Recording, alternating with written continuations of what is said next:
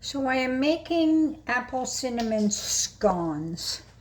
2 cups of flour, and to this I'm going to add 2.5 teaspoons of baking powder, half a teaspoon of salt, and 1.5 teaspoons of cinnamon.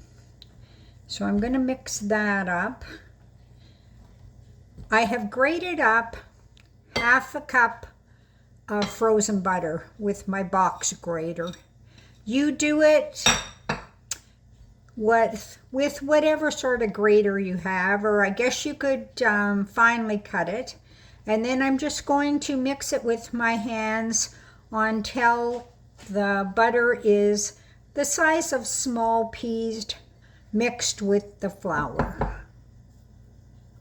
Once the butter is pretty much all mixed up, I used my hands, but you can use a pastry cutter, you can use a fork, you can cut it in with knives, whatever works for you. So this is going to go into the fridge while I mix up the wet ingredients.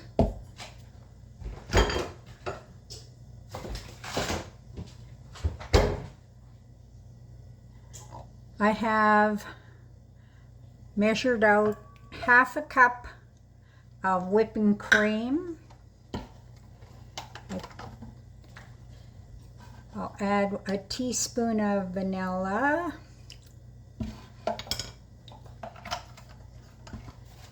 an egg,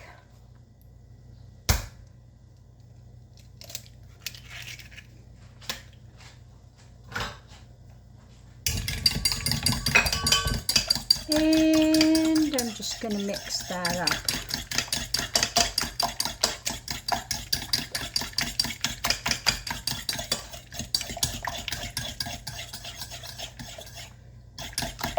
And last, this is not a wet ingredient, but half a cup of brown sugar.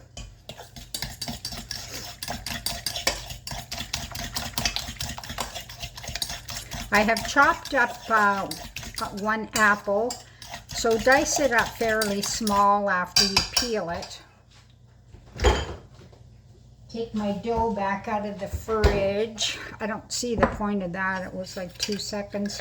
But anyhow, so now I'm going to add the wet ingredients to the flour.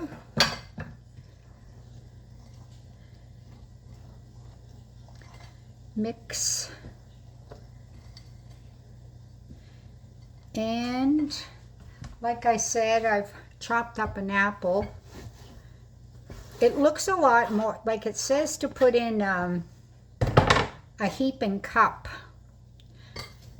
I think that is a heaping cup. It was just 1 apple, so medium-sized apple, not a huge one. Mix the dough. And what I'm going to do is lightly flour the counter, and I'm going to turn this dough out onto the counter. Once you've got the dough all mixed, if you find it's too dry, you can add a little bit, a tablespoon or so of whipping cream. If you find that it's too wet, you can add a little tiny bit of flour. Just be careful, you just add it like a tablespoon at a time. I didn't add any flour or any more whipping cream. It seems like it'll be pretty good. So once I have that done, now I've shaped it into a disc, and I'm just going to cut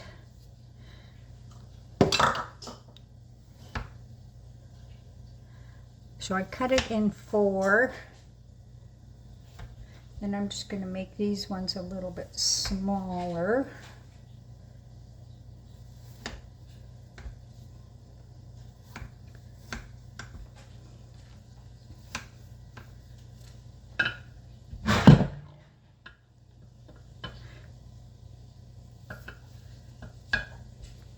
Jeez.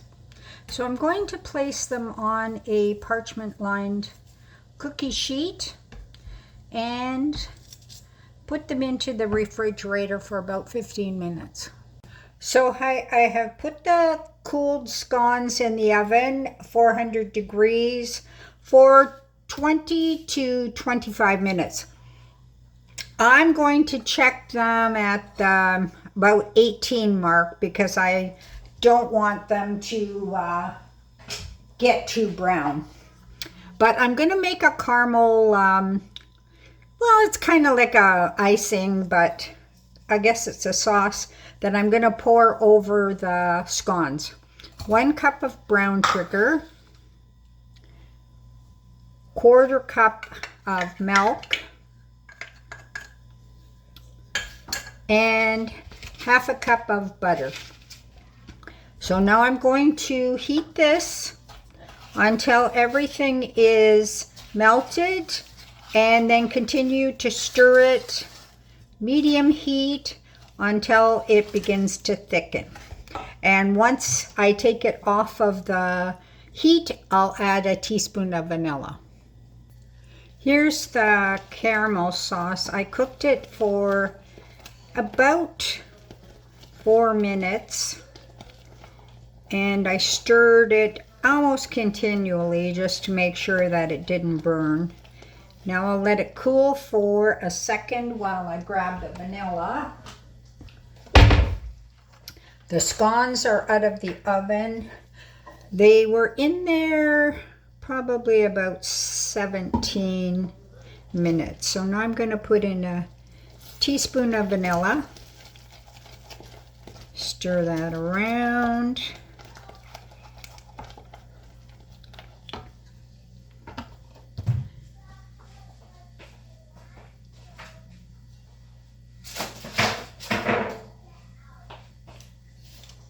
Here's what the nicely browned scones look like. And I'm just going to dribble the caramel sauce over the scone.